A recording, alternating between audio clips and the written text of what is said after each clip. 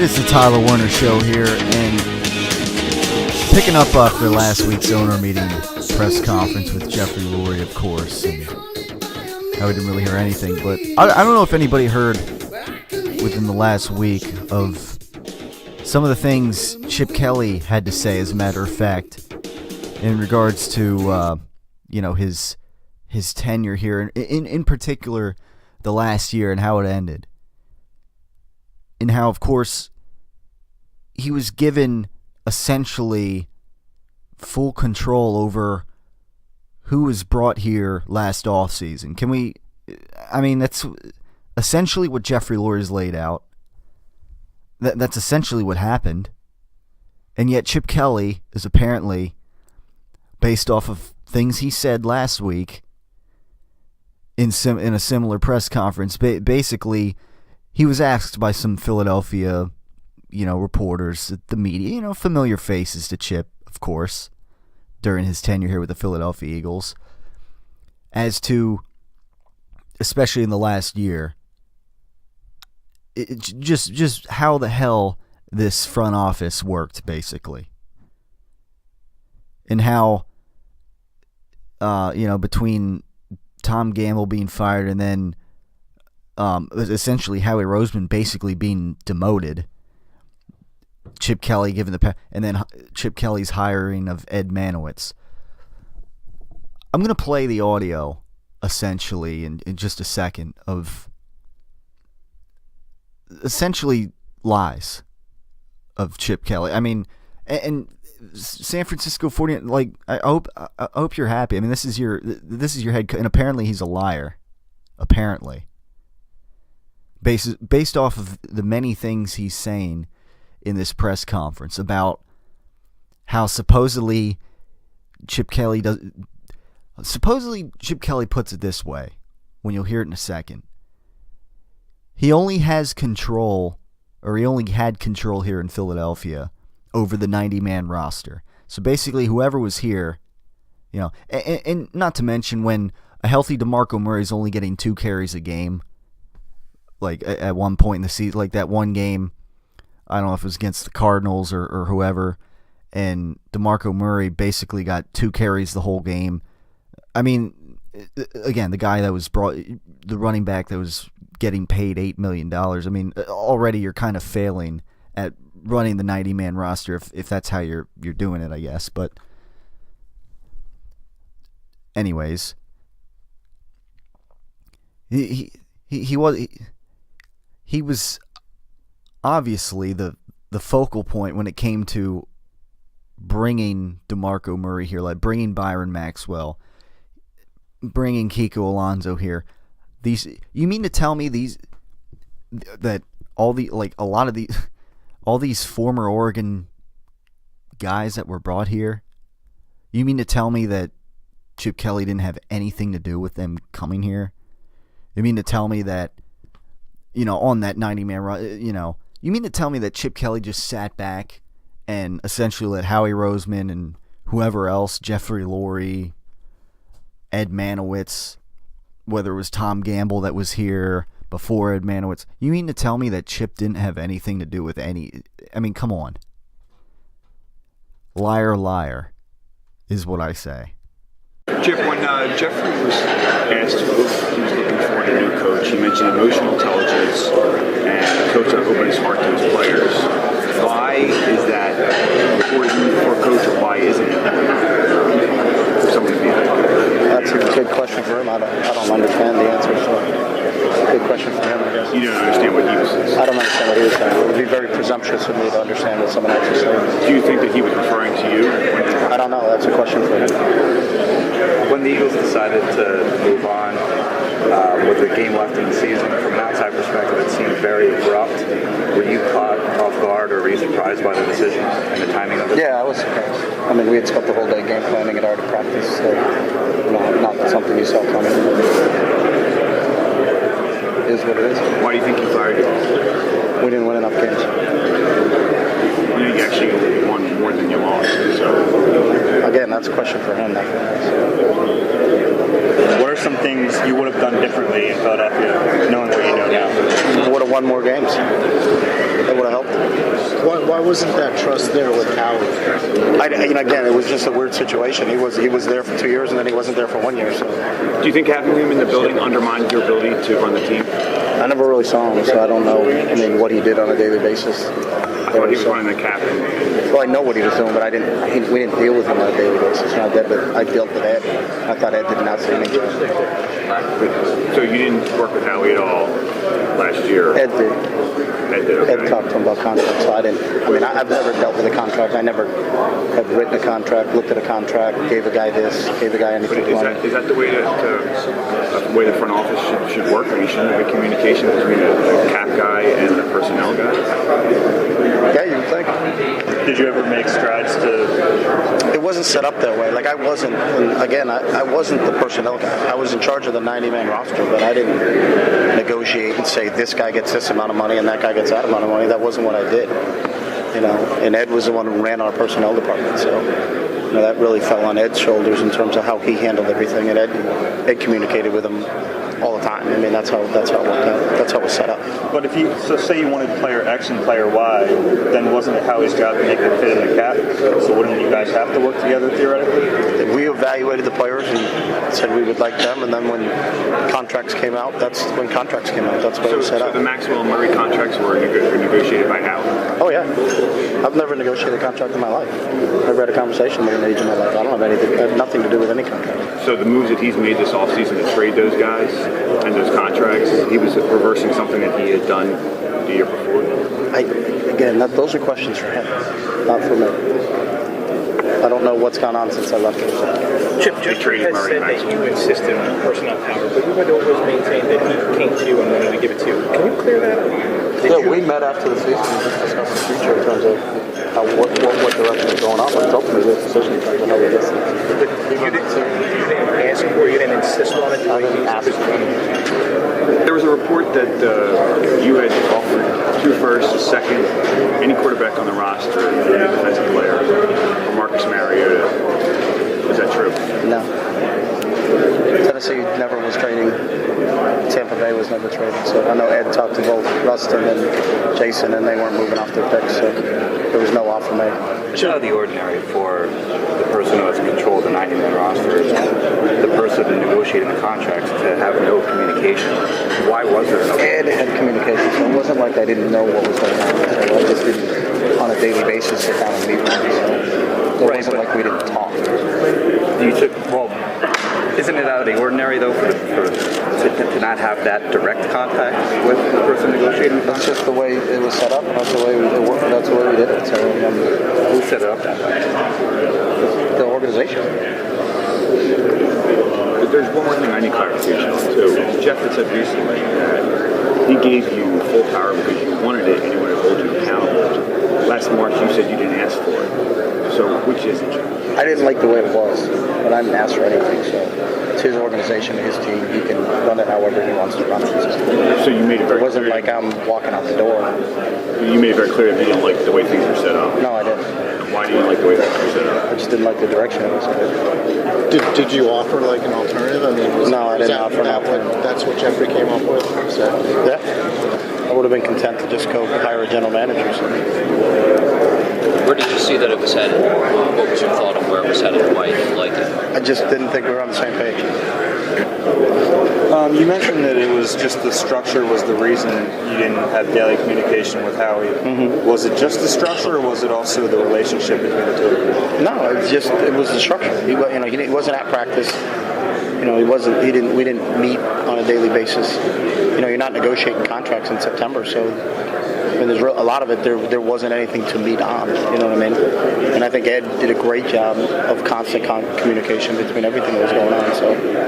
So when you acquired a player, was it kind of set up where you would say, "I want X player," and then it was the job of Howie to get him at any cost? Yeah, we never told him to get him at any cost. We just gave an evaluation of who we like and who the good players are. Well, at what point would he know to not go too high in cost? I don't know. I never discussed contracts with him. So. Did Ed discuss those contracts? Yeah, Ed did. So, and did Ed, through you, communicate? Yeah, but I wasn't in charge of give X money to who. That wasn't my role. So you just said, like, let's sign these guys, and then Here are the players that we've evaluated that we think can help. So we never came up with any parameters. I wouldn't have paid anybody. I'm really frugal. Like, I think some of the money that all these guys are getting, that's a huge leap of faith with anybody, and it's not any individual player. There's just some of those deals where you give that much guaranteed money to anybody. I don't think anybody can predict that.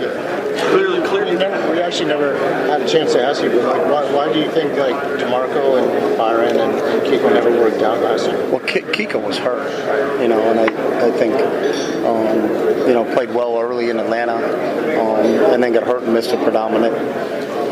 Worked hard on rehabbing, so he's a talented football player. So, DeMarco was banged up a little early. I don't think he got 100% of DeMarco. I hope that's what Tennessee gets because he's a hell of a football player. So, I'm not sure exactly with all those situations. I think everyone's individual is a little different. So. I heard you say that the Titans were never trading. How much did you want Marcus? And I was not a big. It was never my plan to ransom everything for one player. So, and to make that jump, I think the one metric he always had was what did St. Louis to give up to go from 6 to 2, and now you're talking about us going from was it 20 to 2. I mean, that was. If you're on the other side, said, hey, this is what St. Louis gave up a couple years ago. For you to make that jump, it's going to take this. DeMarco has a bounce back year in him? I do. I think DeMarco's really talented too. And we faced him when he was in Dallas, and I saw him daily. I think he's got a really good skill set. Have you had a chance to speak with Doug, and what's maybe one piece of advice you would give him about being a head coach in Philadelphia? I've had a chance. I just met him, just say hello and wish him best of luck. But he's been there before. I don't have to give him any advice. I think he understands Philadelphia. Would you want another shot at GM? I just never was a GM, so I don't. My final say. Running personnel. I didn't run personnel. Having final say over 90 minutes. Depends on the organization that you're in. Doesn't Mathis had said that he thought your offense become increasingly vanilla. Why is it? Do you think that's true? You look at the statistics. I don't think so. We were always. I think we were at top. We finished 12th this year. I think it was 1, 5, and 12. So. I don't. What kind of contact did you have with the players right after you were fired? Did they reach out to you? Yeah, I heard from almost every guy on the team. It was that part was really kind of humbling, to be honest with you.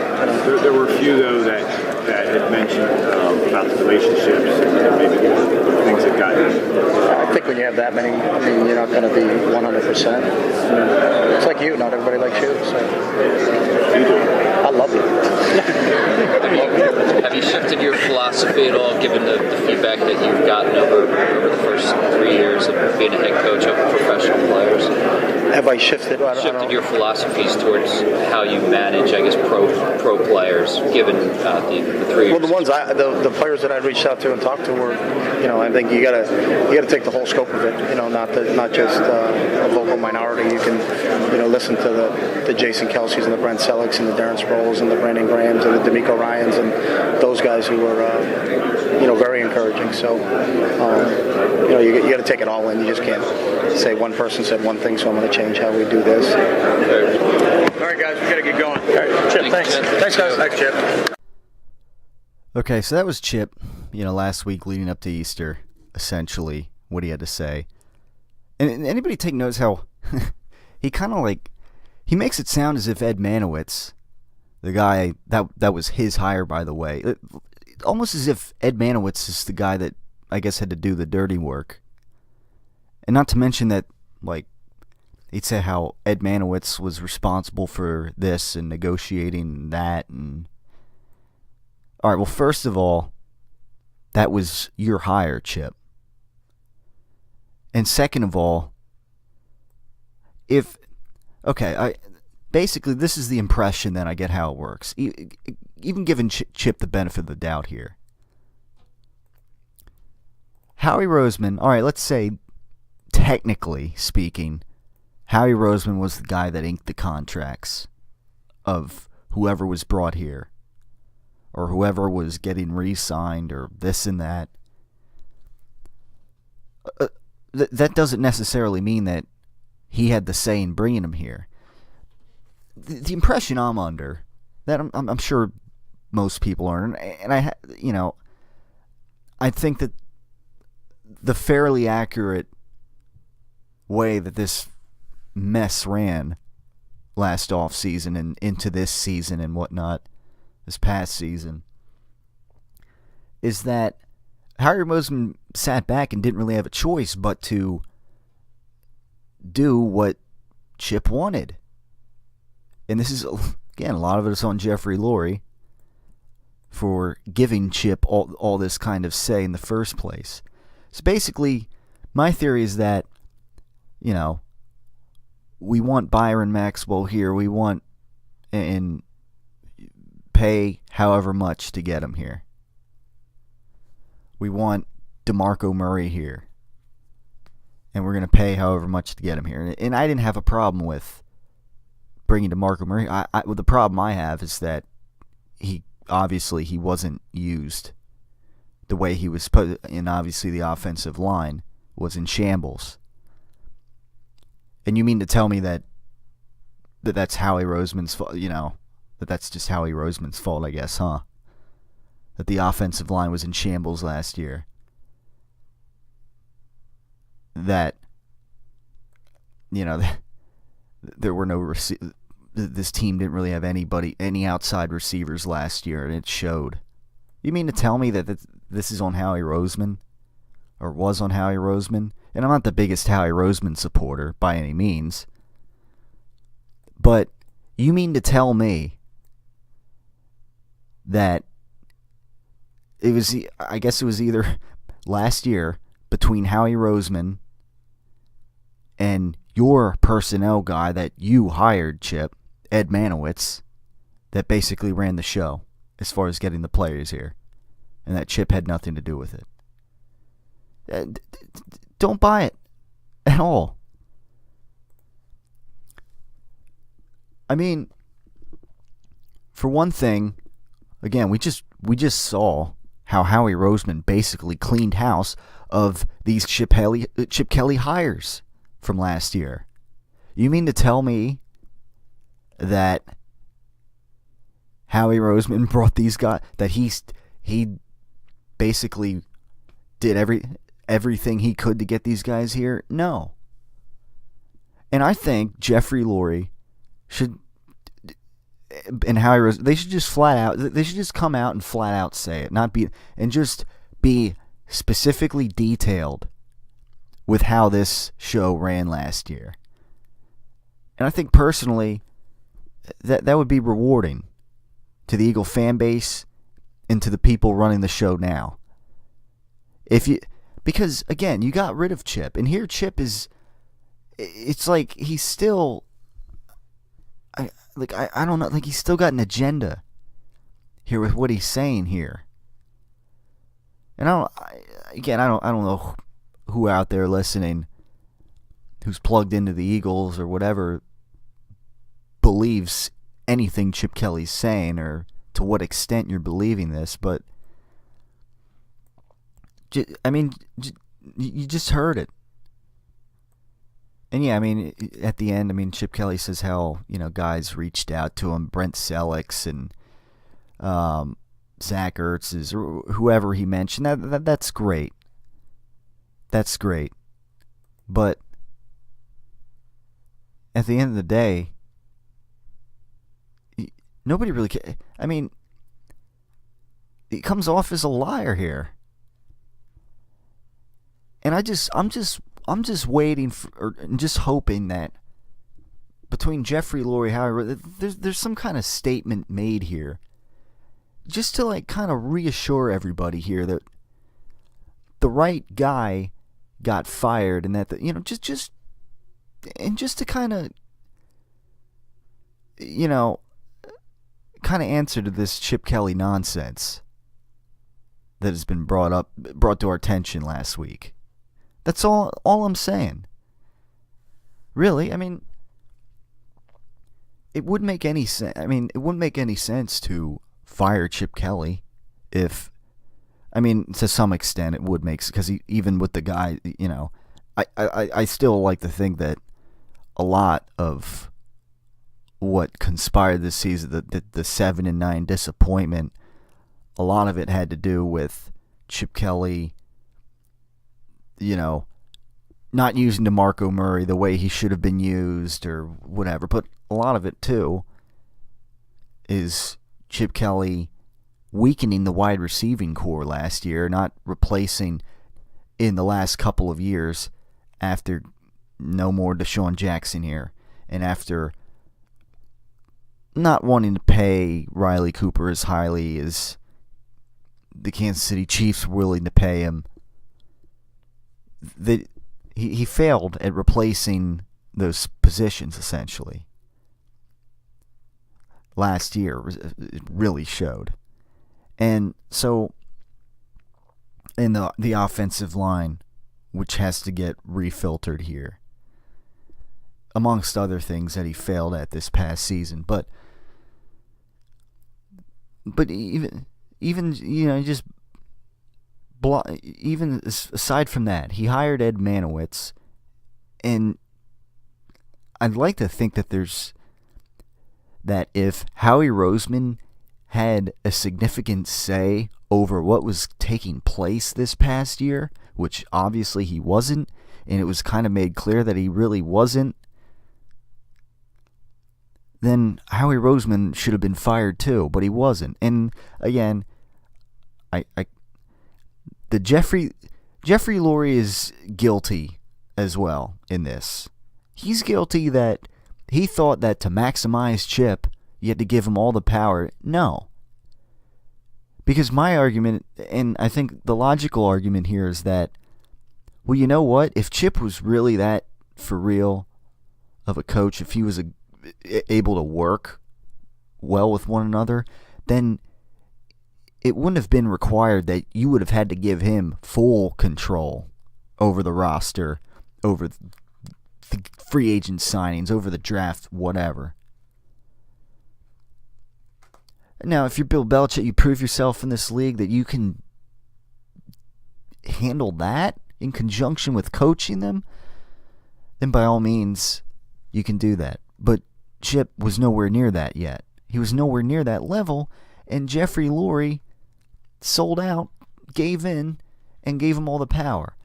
And the logic behind it is illogical as far as Jeffrey Lurie is concerned. You've got to open your heart. And yeah, maybe he opened his heart a little too much to Chip Kelly. That's the bottom line.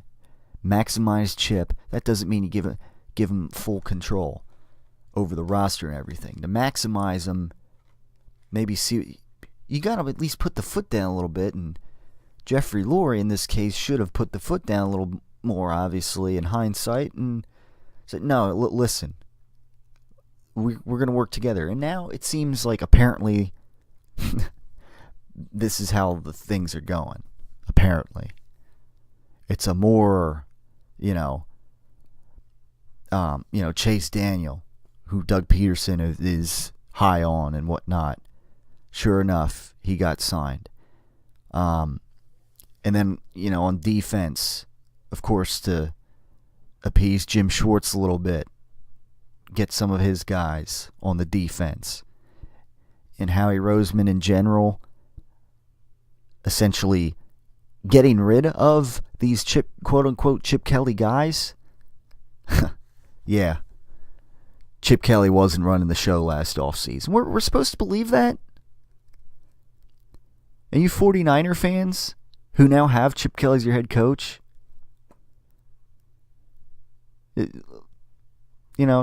just putting it out there. And I'm just waiting for Lurie Roseman to just come out and flat out, like, I would just love for Howie Roseman to come out and say, all right, you know what? I signed the deals, but that was because I had no other choice but to basically do as Chip wanted, where if Chip wanted this guy here, and basically we were going to pay as much as it took to have this guy here or whatever. And pretending to be Howie Roseman here. And if Chip's not going to think about maybe replenishing this offensive line a little bit, if he's going to think about getting rid of this receiver or this guy and not thinking about replacing him, or if Chip's going to just, in Ed Manowitz or whatever role he had, to whatever extent he had, if they're just going to alone rely on themselves alone to draft in this league and sign free agents in this, then basically I don't have a say. I didn't have a say. I'm just looking to hear something like that. Just so that everybody's clear, and just so that we as Eagle fans, followers, I like to call myself a fanalist, if anybody knows what I mean there. I just like to, a little more, have that reassurance here. The fact that Chip Kelly, just come out and just say it. Don't beat around the bush here. Just say that Chip Kelly failed here. He failed at everything he gave. And don't say that basically Howie Roseman, he was held hostage. He was to do basically as Chip wanted. Just come out and say it. And put this liar in his place that essentially is Chip Kelly. Thanks, guys. And thank you. No, thank the listeners for tuning in to the Tyler Werner Show right here.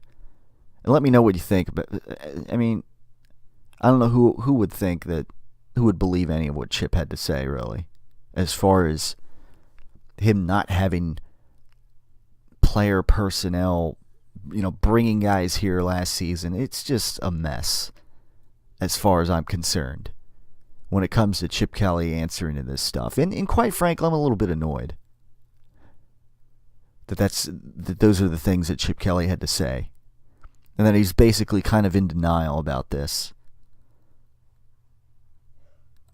And it would just, again, it would make an MVP out of Howie Roseman / Jeffrey Lurie. Maybe just set him and everybody else a little more straight.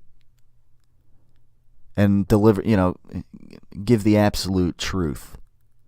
Just to put Chip Kelly in his place. And to reassure this fan base that the right thing was done, and that this is how we're doing it, and that this is how we did do it with Chip Kelly, especially the past year, and that we did it wrong. That's all I'm looking for. Number one box office attraction, number one WWE superstar, multi-time WWE champion, Brock Lesnar. Time to revamp your office space, eh? Looking for an interior decorator? Look no further than Brock Lesnar. Now that's the way a real man uses a sledgehammer. Out with the old, in with the new. Give Brock Lesnar and Paul Heyman a call. Mr. Lesnar, you are the future of interior decorator. I think we're done. Hi there, I'm Hank Hill. Well, I'd like to tell you what Strickland can do to meet your energy needs. You see, at Strickland, the customer comes first. It's kind of interesting. The word customer begins with CU. Well, we don't see you as just another sale, but as a member of our team. I thought you might enjoy 7.5 gallons of pure premium propane. Strickland Propane, the customer comes first.